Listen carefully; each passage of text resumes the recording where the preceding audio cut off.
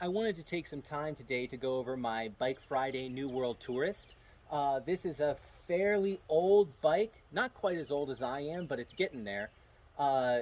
This was produced in Eugene, Oregon, I believe, by a company called Bike Friday. They make specifically folding touring bikes, which gives this particular frame set and components a leg up on your standard folding bike. 20-inch wheels, a little bit bigger than your standard Brompton. These can fit pretty much a universal tire size. Any tire that will fit on a kid's bike will fit on these. I have some Continental Contact Urbans on there at the moment. These have a pretty good puncture rating, but are also nice, smooth, slick road tires. They'll give me a really good lack of rolling resistance on the ground whenever I'm running along. I've shifted up the cockpit a lot. When I purchased this bike, it was pretty bummed out. I got it for a very reasonable price on eBay and spent probably a year fixing up all the little individual components. I replaced everything on the handlebar. And I wanted to go over my cockpit setup here again real quick. These are the H bars that normally come with the Bike Friday. These are produced by Bike Friday. They break in the center here. That makes folding this whole thing a little bit easier. I've got a rear view mirror here that also came on this bike but does not come standard with the Bike Friday. These work quite nicely. Again, I got this secondhand, so everything else on the bars were entirely replaced. These grips are brand new, as is this tape on the side. These little top caps here are nice aluminum, made for motorcycles, and those work quite nicely. My brake handles, or levers if you will, are Avid brake levers. They didn't match whenever I first got the bike, and while that shouldn't bother me, it does a little bit, so I did replace these. These are nice all-metal construction, really robust aluminum brake levers that are reasonably priced as well. My real sort of hack for this one is these Sunrace friction shifters. Now, these I have set up as like thumb shifters. They are just basically levers held in place with a screw on a single bushing. And these are normally down tube shifters off of something like a old school 10-speed. They would normally have a piece on the top and bottom, and that would shift the front derailleur and the back derailleur. However, I have two of them. One only has the front shifter, one only has the back shifter, and that allows me to shift the bike with true friction shifting. There's no indexing, there is no clicks or notches. These just friction shift up and down. They're a really cheap option, and this really epitomizes the sort of Swiss Army bike aesthetic that I'm going for, or I guess functionality that I'm going for. These shifters will pull any amount of cable, which means that if I need to change to a completely different derailleur system, I won't have to change shifters, because no matter what length of cable it pulls, whether it's a road standard, a mountain bike standard, or any other general standard, these levers will pull it. And that was sort of the idea for this. Also, I've got this weird little solution for a phone holder. I've been doing this for years. I don't like having my phone on the handlebars, but periodically you need to have your phone on the handlebars for sort of turn-by-turn directions. This is just a little piece of like rubber gasketry that they sell to increase the like holding power of devices that keep your phone on your handlebars. And that's just zip tied over a piece of foam, zip tied right around my handlebar stock. And that has held my phone in one form or another for hundreds of miles. It works perfectly well. When the phone is mounted in there, you can hit it with your hand till the end of time. It will never come off. You can go over rough terrain. And it's just a pretty good, pretty cheap, really lightweight phone mount. I replaced the entire seat mast system. Bike Fridays usually come with a seat mast, which is just a piece of steel tubing that sinks into here, and a seat tube. And that's a sort of telescoping system that lets the bike fold a little bit smaller. I've replaced all that with this titanium. All of these components were rusted and seized into here. It took me quite an extended period of time to get out of them. The paint that originally came on the bike was a good quality paint job, but it had degraded over the years with a lot of chips and spots of rust, so I had to sand the bike frame down, repaint it. I chose this cobalt blue with white flecks in it from my paint. I didn't do a very good job of it, but I figure it's probably good anti-theft at this point. I'm running a sort of mullet drive on it. Bike Fridays have really good component compatibility. They don't have any like factory specific components you can only use on them, which is not common in the folding bike world. At the moment I have a sort of roadie front chainring set. It's a 2x at the front with these Bontrager carbon wrapped aluminum cranks and a Hollowtech bottom bracket. In addition to that, I have some Magura quick release pedals.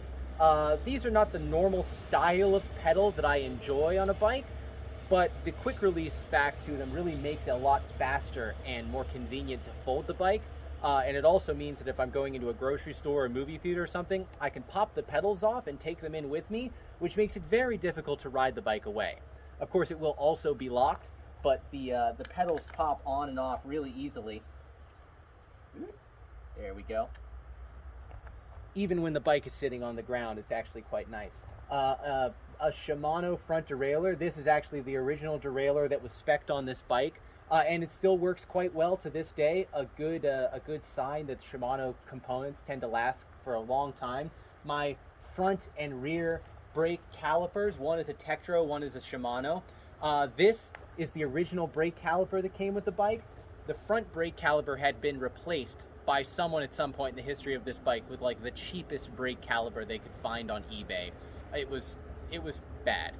So I've replaced it with a better quality V-brake. I've also replaced the rear derailleur with this Microshift Advent 9-speed, so that gives me a 2x9, which is a really nice range of gears for a folding bike. Not a lot really more to say about the drivetrain aside from the fact that it works really nice. It gives me a good low-low for going up hills, it gives me a good high-high for going down hills, and provides me with plenty of flexibility and even gear shifting in between. Which gives me a really good complement of gears to work with. I have a rack time rear rack on this. No more than $30 on one of these. It's just an aluminum rack with some longer extensions. My rear bag is held on with some rock straps. These are more of a thing that you get in the motorcycle world, admittedly, but they're catching on a little bit in bike touring and bike packing circles. These connect with a little buckle. One side is bungee, and the other side is just a strong nylon webbing. That allows you for this adjustable circle, and whenever you disconnect them, they don't tend to flick towards your eyes like a traditional, let's call it, bungee cord would. My front rack is connected with, let's call it, a lot less of a elegant system. This is just a length of bicycle inner tube cut lengthwise into these stretchy ribbons. Honestly, this system works perfectly well also. It takes maybe a second longer to connect everything together, but carrying a long piece of stretchy rubber has its advantages and disadvantages. This obviously would make for nice fire starter if I needed it, or if I cut it up into circles, I could use it to patch my inner tubes with a little bit of rubber cement. So, you know, it's sort of a blend of different ideologies. I have some Problem Solvers bow ties here on the top tube. These are the only water bottle bosses on the bikes. These will allow me to mount any number of water bottle sizes and shapes on top of this, which is good because I'm not bringing a water bottle on the flight over there. Here's my Sunlight front rack. These are really cheap. I think I got this one for $15 or so. And it will hold a decent amount of weight, but it's not a traditional pannier rack. You're looking at just keeping a top basket or a bag up here, and you can't really have anything hanging down without risking it going into the spokes. There is a better shot of my trekking pole kickstand idea. The trekking pole folds up and mounts right back here between these ties. And on the top of the trekking pole, I just have a piece of elasticated cord that allows the trekking pole to flip out and around.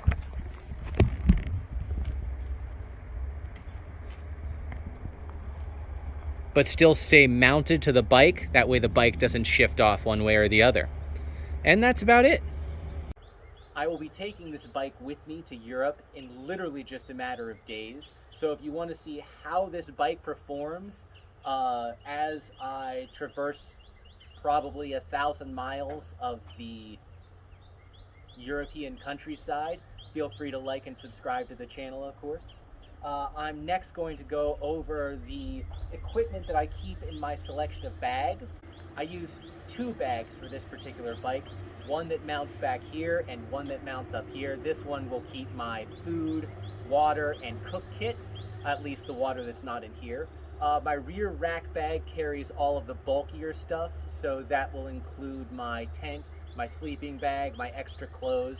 Collectively, I can get about 50 liters on the bike at any one given point, which is not terrible from an ultralight touring perspective.